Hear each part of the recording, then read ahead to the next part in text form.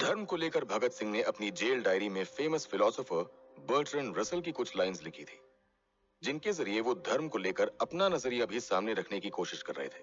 भगत सिंह लिखते हैं कि धर्म के प्रति मेरा नजरिया वही है जो ल्यूक्रेशियस का है। मैं इसे डर से पैदा हुई एक बीमारी और मानव जाति के लिए दुख और तकलीफ का सोर्स मानता हूं, लेकिन मैं इससे इनकार नहीं कर सकता कि धर्म ने मानव सभ्यता में योगदान भी दिया है। धर्म और इसे मानने वाले कुछ लोगों ने शुरुआती दौर में कैलेंडर बनाने में मदद की और इसी कैलेंडर की बदौलत मिस्र के पुरोहितों ने ग्रहणों का लेखा जोखा इतनी सावधानी से हमारे सामने रखा। धर्म के जरिए ही ग्रहों और कैलेंडर्स को आधार मानकर भविष्यवाणी करने का सिलसिला शुरू हुआ। इन दो सेवाओं को तो मैं मानने के लिए तैयार हूं, लेकिन धर्म ने इसके अलावा और क्या किया है, क्या योगदान दिया है, ये मेरी समझ से बाहर है। भगत सिंह लिखते हैं कि नैतिकता और धर्म उस व्यक्ति के लिए महज एक खोखले शब्द हैं जो जिंदगी चलाने के लिए गंदे नाले में मछली मारता है और रात में ठंड से बचने के लिए सड़कों के किनारे लगे कचरे की पेटी के पीछे पनाह लेता है। धर्म के बारे में कार्ल मार्क्स का नजरिया बताते हुए भगत सिंह लिखते हैं कि इंसान ने धर्म को बनाया है, धर्म ने इंसान को नहीं बनाया। देखा जाए तो धर्म इंसान की ही आत्म भावना है। ये उन लोगों से जुड़ा हुआ है जो या तो खुद को ढूंढ नहीं पाते या फिर ढूंढ लेते हैं तो वापस खो जाते हैं। धर्म एक भूल भुलैया है जिसे एक पजल की तरह सॉल्व करना हमें अच्छा लगता है।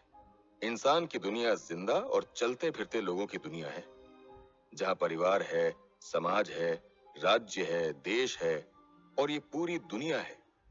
धर्म हमें इन सब से दूर करके उस चीज के पीछे दौड़ाता है जिसका शायद अस्तित्व ही नहीं है, या फिर हमें उसके अस्तित्व की खोखली झलक दिखाता है।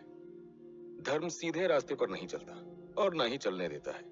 भगत सिंह कार्ल मार्क्स का उदाहरण देते हुए लिखते हैं कि धर्म एक उल्टी विश्व चेतना की लहर पैदा करता है, क्योंकि धर्म की अपनी दुनिया भी उल्टी होती है।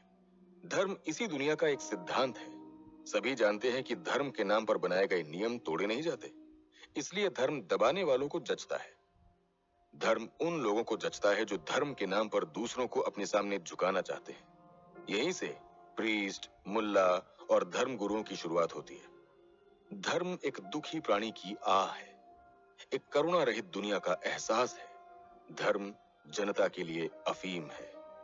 लोग वास्तव में तब तक सुखी नहीं हो सकते जब तक कि वो धर्म का खात्मा नहीं कर देते, इसके झूठे सुख से निजात नहीं पा लेते। ये वाकई एक मरीचिका है जिसे दूर से देखकर सुकून मिलता है, इसलिए लोग इसे ऊपर से ही समझते हैं और इसकी गहराई में जाना पसंद नहीं करते हैं। धर्म एक सिद्धांत है और जब सिद्धांत रच बस जाता है तो एक भौतिक शक्ति बन जाता है जिसे परंपरा का नाम देकर पीढ़ी दर पीढ़ी निभाया जाता है। दुनिया शक्ति की पूजा करती है और शक्तिशाली हमेशा कमजोरों को दबाकर बना जाता है। इसलिए धर्म के नाम पर कुछ लोग मासूमों पर अत्याचार भी करते हैं, और क्योंकि इसे धर्म की माला पहना दी जाती है इसलिए इस पर कोई उंगली नहीं उठाता।